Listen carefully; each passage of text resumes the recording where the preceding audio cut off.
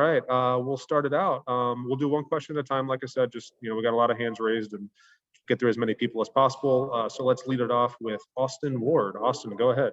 Hey, Parker, congrats on the promotion. Can you take us through a little bit the off-season discussions with Coach Day and why maybe you felt like you deserved this opportunity? Oh, yeah. Well, thank you. First of all, thanks for having me here. It's a huge honor. There's when you say earned or deserved, or I'm not quite sure what you said, but that's never the case. It's one of those things that, at this place, the tradition, the history, and just kind of all the work everybody's put in before me, I just hope to kind of, keep that going and enhance it as best I can. I've been around here for a little bit of time, kind of know the system and kind of know the ins and outs of the place. And so one of the main goals is to just trying to keep some continuity and enhance what we're doing without, a huge turnover and huge change. And that's one of those things. I'm very fortunate to be in this position that I feel like I'm capable of doing that. So. All right, we'll go next to Nathan Baird from Cleveland.com. Parker, can you kind of just go into your special teams background, why that's something that at some point in your career you developed a passion for? Yeah, well, that's actually my first special teams job was here. I was Coach Meyer's intern. And so I played quarterback in high school and college. And my first job, I coached high school ball, coached quarterbacks back in Georgia. And then I came up here, I was at Capital University and I was coaching quarterbacks over there. And Coach Meyer's staff had just kind of come together in that 2012 season. And I was just looking for any opportunity to be a part of this program. And there was a special teams internship available. And I didn't really know what it meant. I wasn't exactly sure what the details were gonna be. And I just kind of, I'll do whatever you need, anything. I'm in, count me in. And getting to learn from Coach Meyer early, kind of the not just the system, because it's really not about a system of plays. It's about just the entire culture of the building was huge. And that happened for me in 2012.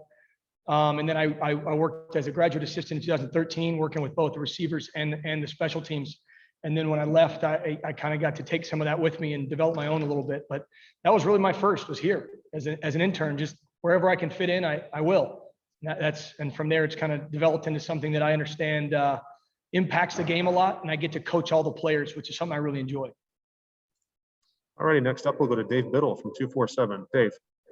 Thanks, Mike. Hi, Parker. Nice to meet you. Looking at your special teams this year, what are kind of the strengths that you expect from the special teams this year? Maybe what's something that concerns you right now when you look at your special teams?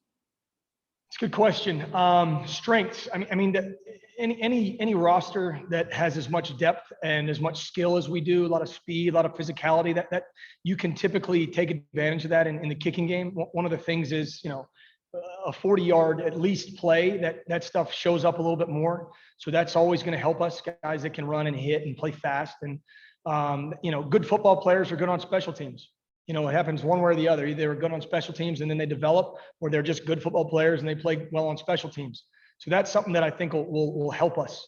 And then, concerns anytime you have a turnover in any position, we're losing some guys. We had on that punt team, Luke Farrell and Pete Werner and Tuff Borland and Barron and, all the guys that have a lot of experience, and Drew Crispin, obviously, and so we're kind of replacing a bunch of those key personnel in certain spots.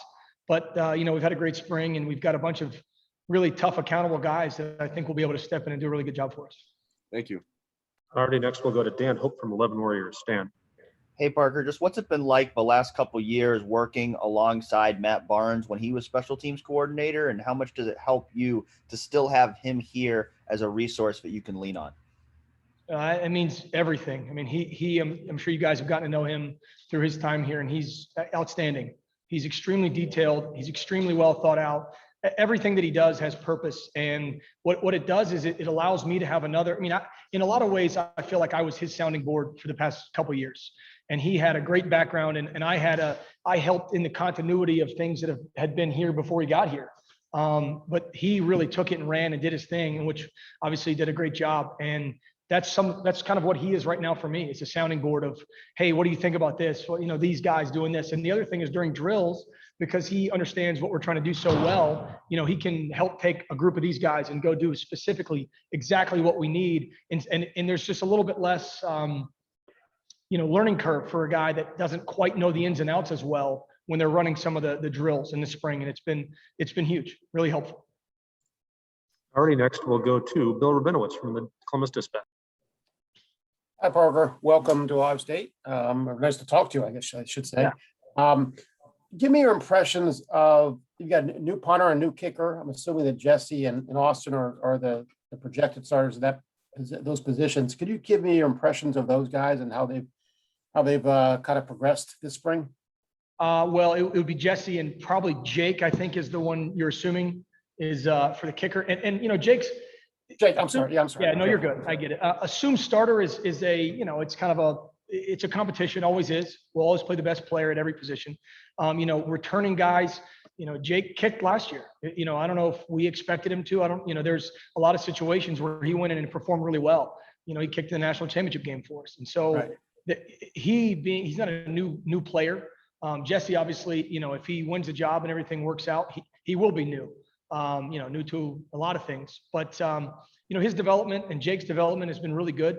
Had a great winter to get stronger and work through tough. There's a lot of things that, you know, specialists need mentally, physically, all that. And then getting with the team and doing our drills.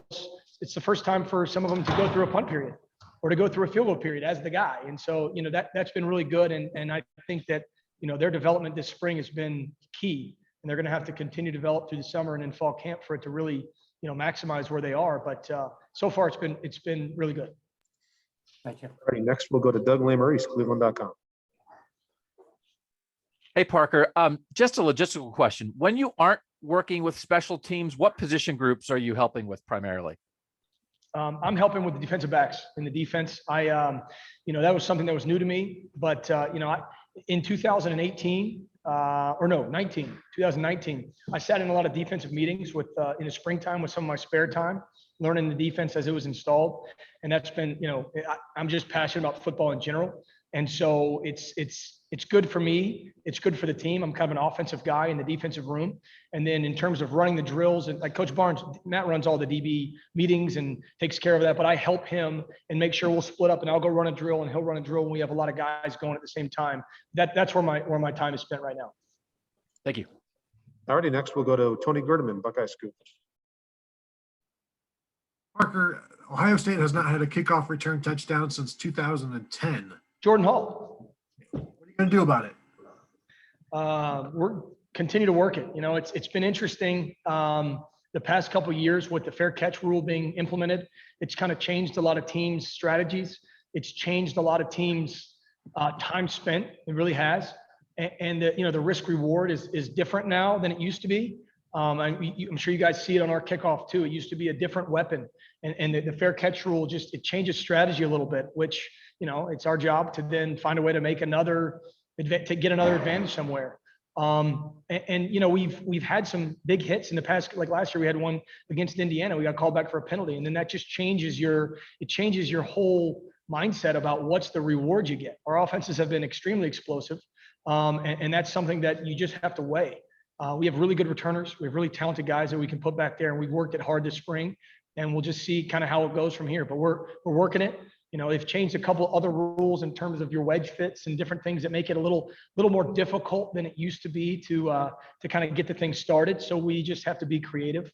And to be honest with you, we got to get some guys hitting some home runs. All righty, we'll go next to Tim May from Leonard Monroe. Thank you very much, Mike. I was going to ask you if you had to teach Jesse that if he kicks it between the uprights, it's not 6 points, but I digress. Parker, do you scout?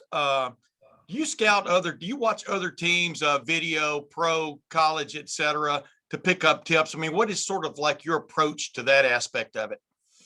Do you mean on special teams? Yeah, on special teams. Absolutely. I mean, I watch everybody that will, in any film they'll let me have. And we have a great video library here. And so, you know, depends if you're saying in season, out of season. Out of season, we do a lot of studies. So like, for example, kickoff return. So we'll go find find some explosive kickoff returns from the last couple of years with the current rules and watch them and evaluate what are other teams doing well. In the off season, that's kind of our punt. What are we doing? How are we adjusting? What are our enhancements? Punt block, just same type of thing. And we'll get with other coaches and we'll, sounding board for each other and professional development and what are their techniques? Are there little tips that they can give, or we can, and that's a fun game, obviously not giving away much, but trying to get as much as you can. And then in season, you kind of have to keep up with the current trends. So a play will happen, and it'll get on Sports Center, or teams will watch it, and then you got to expect that other teams are going to do that. So that's the big parts. But the little things, yeah, you got to go back and see what's worked against the opponent or the coordinator that you're facing years back, as far back as they've really been in control, and just see what has been effective, what is not. Can we enhance? Can we continue? And it's everybody, NFL, pro or college, high school, whatever's out there, we'll try and find and try and get an advantage from it. So Thanks, man. All righty, we'll go next to Joey Kaufman from the Columbus Dispatch. Hi, Parker. Just wanted to ask again a little bit about your time as an intern back in 2012 with Urban Meyer. He's known as somebody who places a big priority on special teams. And how did that maybe change your outlook about special teams? Either your appreciation for it, just kind of what lessons do you think you really learned from that time? yeah, that's a great question. I don't want to answer without giving full, compliments first to Coach Meyer and kind of the whole culture that he had built, not just here, but other places. And, he did teach me I alluded to it earlier.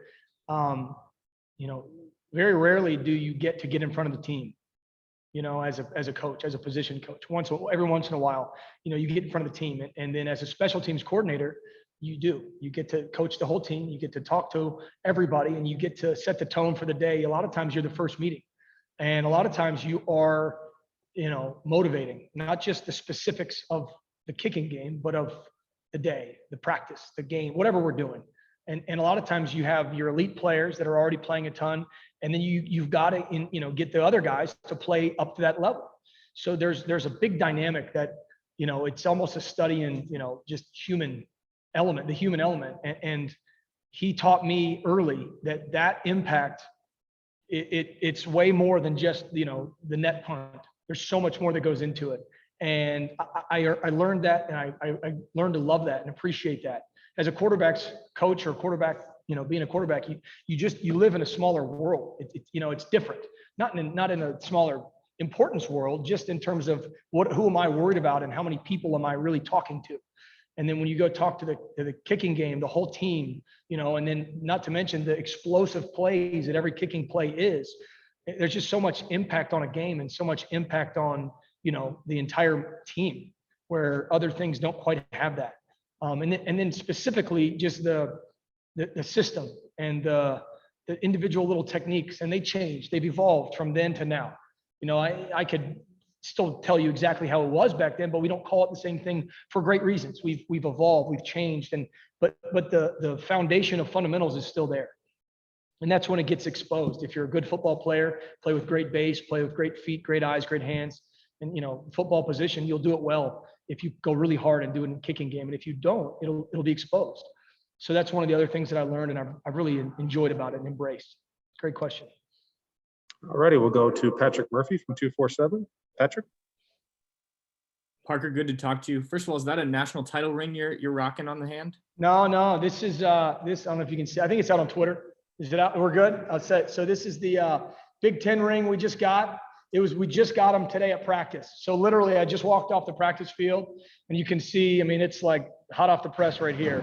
So I figured I would, try it on for a day or so, and then I'll probably take it off and put it away. So it's fresh. Very nice. Well, congrats. When you were asked about the kick return, you immediately said Jordan Hall. You talked about how you played offense and whatnot. So I'm just interested in how you become, what you do to learn special teams when you first get into this role, and how you kind of fall into that and get to where you are, because clearly that wasn't your specialty as a player. So how does one evolve into this kind of role when you played a very specific position like quarterback? I think special teams it's all of football kind of combined. There's so much going on, and there's offensive players, defensive players. You're blocking, you're tackling, you're running, you're hitting, you're scheming up. We could get into that another time, but like you're scheming up kickoff return. And what is it? Is it a gap scheme? Is it a man zone scheme? Those are offensive concepts. And then you're on the other side, and we're gonna go cover kicks. And so what's our fit? Okay, we're going to play this. We fit things the same as we do on defense. same rules in terms of when we're spilling, when we're, people say box contain, we say compress contain. What are your fits going to be? And so now we have overlap players. So what are you doing? I'm playing linebacker. And so a lot of the concepts, and that's kind of one of our teaching methods, is that the concepts that you learn in kicking game aren't specific to kicking game. You can apply these when you're a blitzing linebacker, or when you are a receiver running a route, because you're playing gunner and then you're playing receiver, and then you're Josh Proctor's a gunner and he'll blitz at safety, and they use a lot of those same techniques. So it doesn't get specific to special teams. Now there's a few, catching kicks is different. You don't do that on offense or defense. Blocking punts, you don't do. Downing punts, you don't do. So there's a few specifics that we have to, really, really focus on and work to make sure the guys doing those jobs can be excellent at them. But in terms of, how did I develop into this role? In my mind, it's football. That's what we do. And so, we apply it in different ways. We're attacking protections on punt block. That's what we're doing. It's no different than how are you on punt? What are we doing? We're protecting.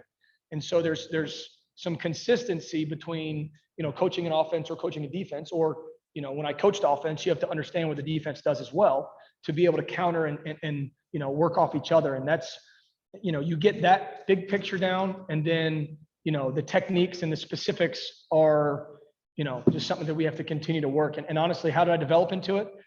I worked for Coach Meyer. I worked pretty hard. He promoted me, and then I got a job. Everett Withers gave me my first job, coordinating special teams at James Madison. I owe him a great amount of, gratitude, because he took a shot on me.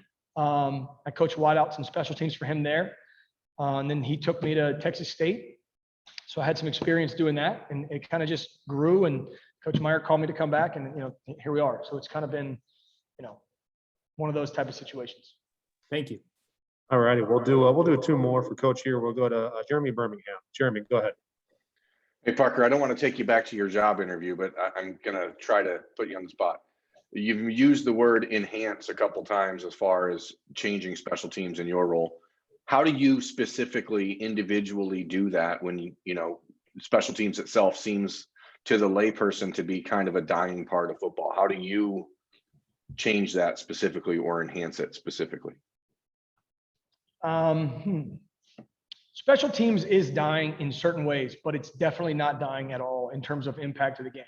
So you can choose, if you want, to view it that way, or you can choose that it's a weapon, because if the opponent sees it like that, good. We don't. So that's one of the, like I said earlier, how do you take the current rules and make them an advantage for us? And it gets tough. You get into certain situations that you don't have as much control over. If we're going to, the kickoff team for years here has been a weapon. And then if the team chooses to fair catch the ball, good. That's fine. That's not our call. We then have to find a way to keep it an advantage. And maybe that is a motivational tactic for our guys. We get excited because they fair catching it. Good. Let them do that. And then we try and take that edge to the next phase. And that's something we really can't control. But the weapon of our punt team, our punt return team, our punt block team, downing punts inside the 10-yard line, situational football, knowing, our hands and onside, those will never go away. And as much as they work in other ways to change and evolve, the rules, so special teams has a different impact. The overall impact will never go down. It just won't. The ball moves too far every play for the impact to not be at all-time high. And until they, limit how far you can kick a ball, then that won't change, because the ball field position is just such a difference in winning and losing. And that's really what we're in charge of, is how much the battle of field position can we impact. So it's kind of vague, but there's a lot going on there. It's a good question though. We'll wrap up Coach Parker here with Tim Hall from 97.1. Hey, thanks, Parker. Kind of going off of your last point there, maybe a two-parter. You mentioned special teams getting diminished in certain ways, but the guys that are actually putting the foot on the football, I mean, that's always critical. We've seen you guys win games with the punting game and kicking key field goals as well. And also, last part, just wondering, returners, Garrett Wilson and Jackson Smith and Jigba last year, and DeMario, how's that shaping up? Is there anybody new flashing? Yeah, we've had a couple new guys, but for the most part, when you have an established crew that have done it, there's less emphasis on the returning, more emphasis on the other parts of those phases, the blocking and the time ups and those type of things. We've tried out a bunch of different guys back there. And to be honest with you, I'm hoping that we don't have the same concerns next year that we did last year. You could not imagine the number of guys that we practiced in those roles just based on COVID scenarios, that you just don't know what's coming next. And so we have a lot of banked reps, as we call them, from different guys getting reps back there, running backs, receivers, DBs, that are going to be available if we need them to, because we've gotten a lot of reps, but we didn't emphasize, the returner this spring very much. So there's not a lot of new development in who's going to be back there. Alrighty, Coach, really appreciate your time. Thank you very much. Thanks, guys.